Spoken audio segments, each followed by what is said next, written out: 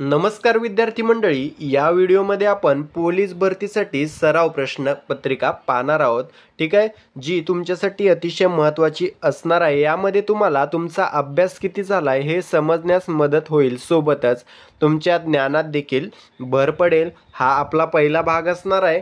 चला प्रश्नांना सुरुवात करूया. या ठिकाणी प्रश्न पहिला आहे बघा, अथर्ववेदामध्ये किती खंड आढळून येतात? महत्त्वाचा प्रश्न आहे. उत्तर येत असेल तर उत्तर कमेंट करायचं आहे. ठीक आहे, तर अथर्ववेदामध्ये एकूण 20 खंड आढळून येतात. पर्याय क्रमांक ए 20 हे आपलं योग्य उत्तर असणार आहे. ठीक आहे, आता एक प्रश्न आणखी विचारला जातो, कोणत्या वेदाला ब्रह्मवेद म्हणून ओळखले जाते? तर अथर्ववेदालाच ब्रह्मवेद म्हणून देखील ओळखले जाते. त्यानंतर आयुर्वेद हा कोणत्या वेदाचा उपवेद आहे? तर अथर्ववेदाचाच उपवेद आहे. ठीक आहे, आयुर्वेद हा अथर्ववेदाचाच उपवेद आहे. ठीक आहे, त्यानंतरचा प्रश्न आहे बघा, खालीलपैकी कोणता यहुदी धर्माचा पवित्र ग्रंथ आहे? यहुदी धर्माचा पवित्र ग्रंथ विचारलेला आहे, तर उत्तर असणार आहे बघा तनाक. पर्याय क्रमांक ए तनाक हा जो ग्रंथ आहे तो यहुदी धर्माचा पवित्र ग्रंथ आहे. याला हिब्रू बायबल देखील म्हटलं जातं. ठीक आहे, जर ऑप्शनमध्ये हिब्रू बायबल असेल तनाकच्या जागी तर उत्तर निवडायचं आहे हिब्रू बायबल. ठीक आहे मित्रांनो, व्हिडिओ आवडत असेल तर लाईक ठोकायचा आहे. ठीक आहे, सर्व प्रश्न महत्त्वाचे कव्हर केलेले आहेत. मीडियम काठिण्य पातळी ठेवलेली आहे आपण. ठीक आहे, तुमचा अभ्यास तुम्हाला तपासायला मदत होणार आहे. तिसरा प्रश्न आहे, खालीलपैकी कोण राज्यसभेचे पहिले अध्यक्ष होते? ठीक आहे, राज्यसभेचे पहिले अध्यक्ष कोण होते? तर डॉक्टर सर्वपल्ली राधाकृष्णन, म्हणजेच एस राधाकृष्णन.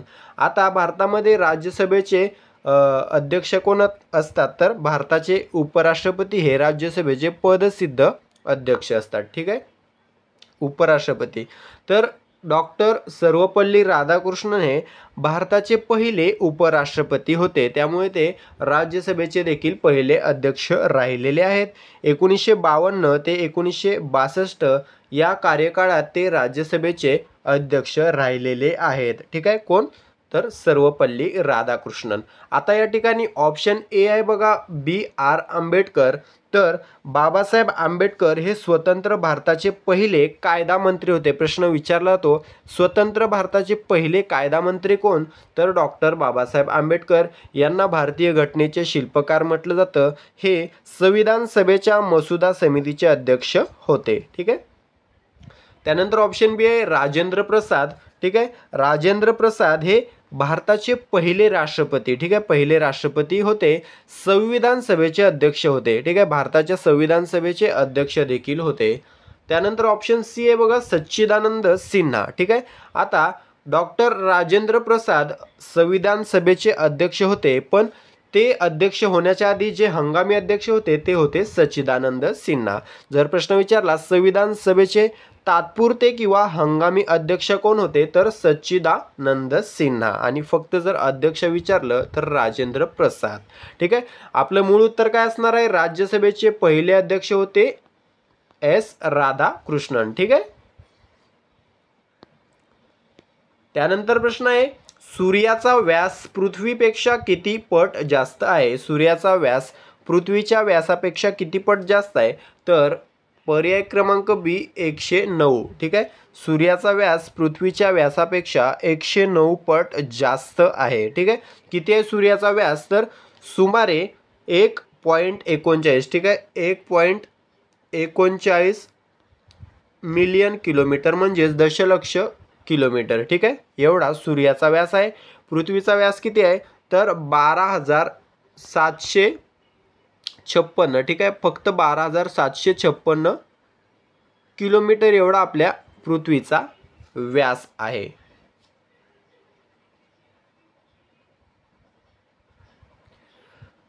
तर या ठिकाणी सूर्य आणि पृथ्वीच्या व्यासामध्ये किती अंतर आहे? तर 109 पट. ठीक आहे, 109 पट जास्त आहे सूर्य पृथ्वीपेक्षा. पृथ्वी आणि सूर्यामधील अंतर किती आहे? तर 150 दशलक्ष किलोमीटर. ठीक आहे, 150 मिलियन किलोमीटर किंवा दशलक्ष किलोमीटर. त्यानंतरचा प्रश्न आहे, अलास्का आणि उत्तर कॅनडासारख्या ध्रुवीय प्रदेशांमध्ये आकाशात चमकणारे रंग प्रदर्शित होतात. या भौतिक घटनेला काय म्हणतात? काय म्हणतात तर अरोरा बोरेलिस. पर्याय क्रमांक ए अरोरा बोरेलिस हे आपलं योग्य उत्तर असणार आहे. अरोरा बोरेलिस हे पृथ्वीच्या ध्रुवीय प्रदेशात दिसणारे एक नैसर्गिक प्रकाशाचे दर्शन आहे. जेव्हा सूर्यापासून येणारे चार्ज झालेले कण पृथ्वीच्या वातावरणातील वायूंवर आदळतात तेव्हा ते सुंदर आणि रंगीत चमकणाऱ्या दिव्यांप्रमाणे दिसू लागतात. यालाच अरोरा बोरेलिस असं म्हटलं जातं. त्यानंतरचा प्रश्न आहे, भारत सरकारने कोणत्या वर्षी सिमेंट उद्योगावरून पूर्णपणे नियंत्रण काढून घेतले? कोणत्या वर्षी काढून घेतले तर 1989. 1989 मध्ये भारत शासनाने सिमेंट उद्योगावरील पूर्ण नियंत्रण काढून घेतले. याआधी सिमेंट ऑर्डर 1967, ठीक आहे, सिमेंट ऑर्डर 1967 अन्वये भारतातील सर्व सिमेंट उद्योगांवर भारत सरकारचे नियंत्रण होते. ठीक आहे, ते 1989 मध्ये काढून घेण्यात आले व सिमेंट उद्योग पूर्णतः नियंत्रण मुक्त करण्यात आला. आता जर रिलेटेड प्रश्न विचारला याच्यावर, सध्या भारतातील सर्वात मोठी सिमेंट कंपनी कोणती आहे तर अल्ट्राटेक सिमेंट. ठीक आहे, अल्ट्राटेक सिमेंट ही भारतातील सर्वात मोठी सिमेंट कंपनी सध्याच्या घडीला. त्यानंतर प्रश्न आहे, पुरुषांच्या कबड्डी मैदानाची लांबी किती असते? लांबी विचारलेली आहे पुरुषांच्या कबड्डी मैदानाची. उत्तर असणार आहे 13 मीटर. पर्याय क्रमांक बी. ठीक आहे, 13 मीटर एवढी लांबी असते पुरुषांच्या कबड्डी मैदानाची. जर रुंदी विचारली तर किती असणार आहे बघा, 10 मीटर. ठीक आहे, 13 गुणिले 10 मीटर असं एक मैदान असते पुरुषांच्या कबड्डीचं. ठीक आहे, 13 लांबी आणि 10 रुंदी. फुटामध्ये 42 फूट लांबी, 32 फूट रुंदी. हाच प्रश्न जर महिलांसाठी विचारला तर 12 मीटर लांबी, 8 मीटर रुंदी. ठीक आहे, 12 मीटर लांबी, 8 मीटर रुंदी. फुटामध्ये 39 फूट लांबी, 26 फूट रुंदी. ठीक आहे, असं महिलांचं मैदान असतं कबड्डी खेळाचं. कबड्डी खेळामध्ये एकूण 12 खेळाडू असतात. ठीक आहे, 12 खेळाडू असतात. त्यापैकी प्रत्येकी मैदानात खेळणारे प्रत्यक्ष किती असतात तर 7. ठीक आहे, 7 प्रत्यक्ष मैदानात खेळतात आणि 5 राखीव असतात. त्यानंतर प्रश्न आहे, खालीलपैकी कोणती भूतानची राष्ट्रीय भाषा आहे? राष्ट्रीय भाषा विचारली आहे तर जोंगखा. पर्याय क्रमांक ए जोंगखा ही भारताची राष्ट्रीय भाषा आहे. ठीक आहे, जोंगखा भारताची राष्ट्रीय भाषा नाही मित्रांनो. या ठिकाणी भूतानची राजधानी थिम्पू आहे. ठीक आहे, थिम्पू ही भूतानची राजधानी आहे. भूतान हा एक बौद्ध संस्कृती असलेला देश आहे. चलन आहे एन गुलत्रुम. ठीक आहे, एन गुलत्रुम हे भूतान या देशाचं चलन आहे. त्यानंतर प्रश्न आहे बघा, 1971 भारत पाकिस्तान युद्धावेळी भारताचे संरक्षण मंत्री कोण होते? कोण होते तर जगजीवन राम. ठीक आहे, पर्याय क्रमांक डी जगजीवन राम हे 1971च्या भारत पाकिस्तान युद्धावेळी भारताचे संरक्षण मंत्री होते. ठीक आहे, जगजीवन राम. जर प्रश्न पंतप्रधानांसाठी विचारला तर इंदिरा गांधी उत्तर द्यायचे. ठीक आहे, त्यावेळी इंदिरा गांधी भारताच्या पंतप्रधान होत्या. जर प्रश्न राष्ट्रपतींसाठी विचारला तर वराहगिरी वेंकटगिरी उत्तर द्यायचंय. जर प्रश्न भारताच्या सरन्यायाधीशांसाठी विचारला तर SM सिक्री हे उत्तर द्यायचं आहे. ठीक आहे, त्यानंतर प्रश्न आहे, सीझर चषक खालीलपैकी कोणत्या खेळाशी संबंधित आहे? मित्रांनो, सीझर आहे या ठिकाणी काही ठिकाणी सीझर्स देखील संदर्भ आढळतो. ठीक आहे, सीझर किंवा सीझर्स हा जो चषक आहे तो फुटबॉल या खेळाशी संबंधित चषक आहे. ठीक आहे, फुटबॉल.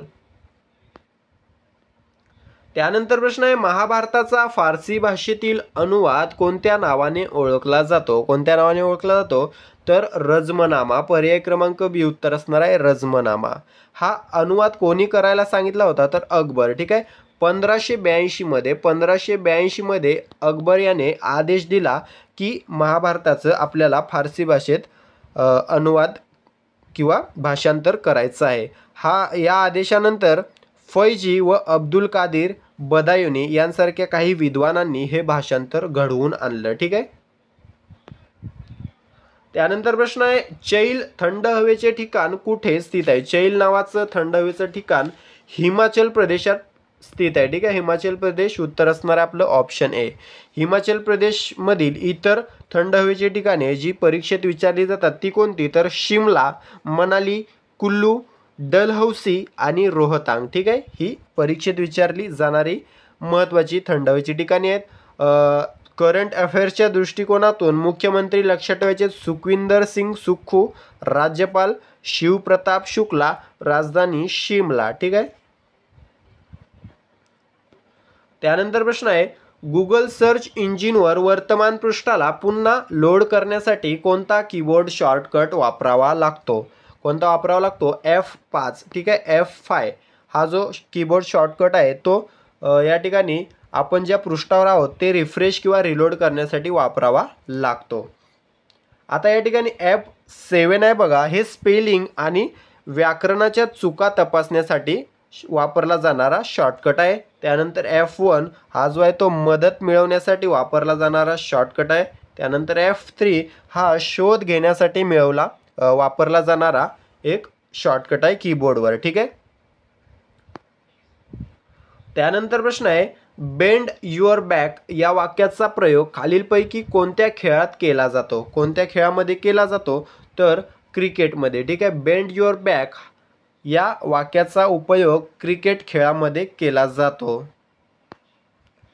त्यानंतर प्रश्न आहे, खालीलपैकी कशामध्ये जीवनसत्व ड चे प्रमाण अधिक असते? कशामध्ये असते? तर या ठिकाणी दिलेल्या पर्यायामध्ये माशाच्या यकृताचे तेल यामध्ये जीवनसत्व ड चे प्रमाण अधिक असते. नॉर्मली सकाळच्या कोवळ्या उन्हामध्ये जीवनसत्व ड मिळत असते. ठीक आहे. पण या ठिकाणी पर्याय दिलेले आहेत त्यापैकी माशाच्या यकृताच्या तेलामध्ये ड जीवनसत्वाचे प्रमाण जास्त असते. या जीवनसत्वाच्या अभावामुळे मूळदूस हा आजार होतो. हा प्रश्न पोलीस भरतीत खूप वेळेला विचारलेला आहे. ठीक आहे. मूळदूस नावाचा आजार. त्यानंतर प्रश्न आहे, श्रीलंका रत्न पुरस्कार जिंकणारा पहिला भारतीय नागरिक कोण? श्रीलंका रत्न नावाचा पुरस्कार जिंकणारा पहिला भारतीय आहे. पर्याय क्रमांक डी नरसिंहन राम. ठीक आहे. नरसिंहन राम हा पहिला श्रीलंका रत्न जिंकणारा भारतीय आहे. 14 नोव्हेंबर 2005. ठीक आहे. 14 नोव्हेंबर 2005ला याला श्रीलंका रत्न या पुरस्काराने सन्मानित करण्यात आलेले आहे. ठीक आहे.